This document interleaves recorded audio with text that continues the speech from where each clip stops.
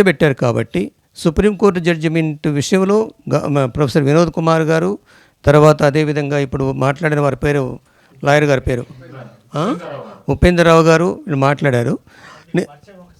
నేనా? Sorry, doctor Gopinath, నేను కార్డియాలజిస్ట్ని. Okay. So ఇది ఈ గొడవ యాక్చువల్గా ఎవరు పెట్టారు, ఎందుకు పెట్టారనే విషయం మనందరికీ కొంతమేరకు స్పష్టత అయితే ఉంది.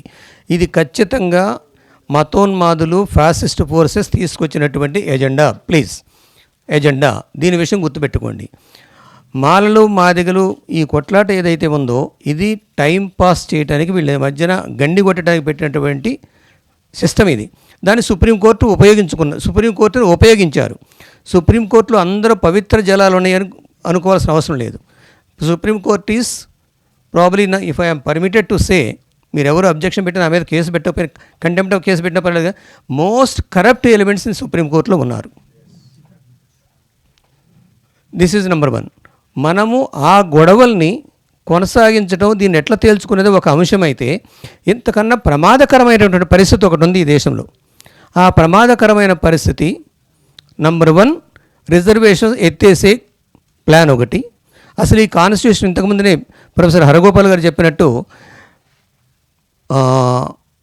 ఏది మన లేదు ఆల్టర్నేటివ్ కాన్స్టిట్యూషన్, దాని పేరు మనుస్మృతి ప్రాచీన రాజ్యాంగం అని పెట్టారు.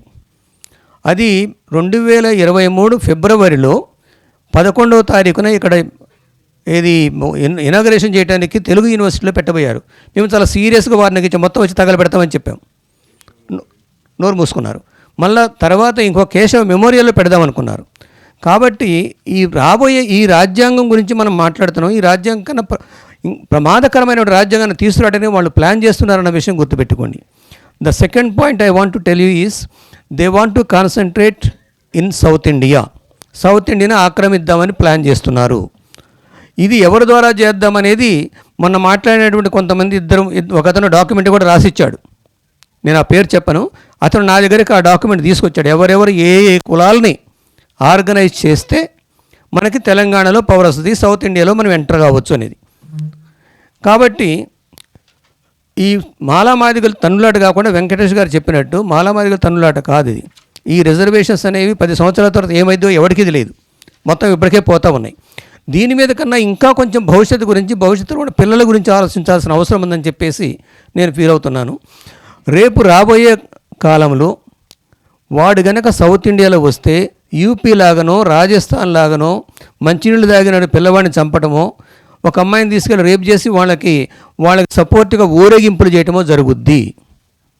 కాబట్టి ఈ విషయాన్ని, ఈ డేంజర్ని మీరందరూ కూడా గుర్తుపెట్టుకోవాలని చెప్పేసి, మనలో ఉన్నటువంటి ఈ చిన్న సమస్య గురించి సావధానంగా పరిష్కరించడానికి మేధావులైనటువంటి కొంతమంది, అంటే డెమోక్రటిక్గా ఉండేవాళ్ళు, కేవలం బీసీలో ఎస్సీలో అనట్లేదు, డెమోక్రటిక్గా ఉండేవాళ్ళు, ప్రొఫెసర్ హరగోపాల్ గారు, లేకుంటే మన ఎవరు ఐలయ్య గారు, కంచేలయ్య గారు, ఇంకా ఇలాంటి వాళ్ళు చాలామంది ఉన్నారు, వినోద్ కుమార్ ఉన్నాడు.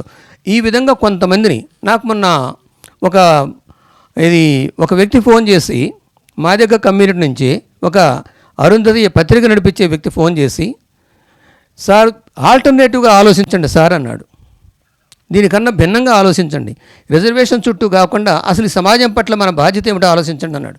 కాబట్టి ఈ విషయాలకి మీరందరూ కూడా ఆలోచిస్తారని చెప్పేసి, సుప్రీంకోర్టు జడ్జిమెంట్ మీద నేను ఎక్స్పర్ట్ని కాదు, నేను దాని గురించి పోదలుచుకోలేదు, అందరూ చెప్తున్నారు.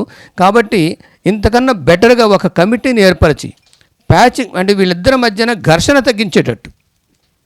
ఎందుకంటే ఒక తాంబూలాలు ఇచ్చే తన్నుకు చావండి అనేటువంటి ఒక స్టేట్మెంట్ ఒకటి ఉంది గురజాడ అప్పారావు గారిది. సో వాడు తాంబూలాలు ఇచ్చాడు, తన్నుకు చేస్తున్నాం మనం. కాబట్టి దీని నుంచి బయటపడి ఇంతకన్నా భిన్నమైన బెటర్ సొసైటీ కొరకు ఎవరైతే అప్రెస్డ్ క్యాస్ట్లు ఉన్నాయో వీళ్ళందరినీ ఎస్సీ, ఎస్టీ, బీసీ, మైనారిటీలు, డెమోక్రాట్స్, ఫార్వర్డ్ కమ్యూనిటీస్ ఉన్న డెమోక్రాట్స్ని కూడా కలిసి ఒక కమిటీని ఏర్పరచుకొని దీన్ని గవర్నమెంట్కి రిప్రజెంట్ చేసే అవకాశాలు ఏమైనా ఉంటాయేమోనని చెప్పేసి ఆలోచించండి. సో దాన్ని ఆలోచించండి. అలాంటి కమిటీ ఏర్పరిచే దాంట్లో కొంచెం జాగ్రత్తగా సెలెక్ట్ చేయండి. ఒక యూనిఫామ్ వాయిస్ పోవాలి. ఓకే, జై భీమ్, థ్యాంక్ యూ.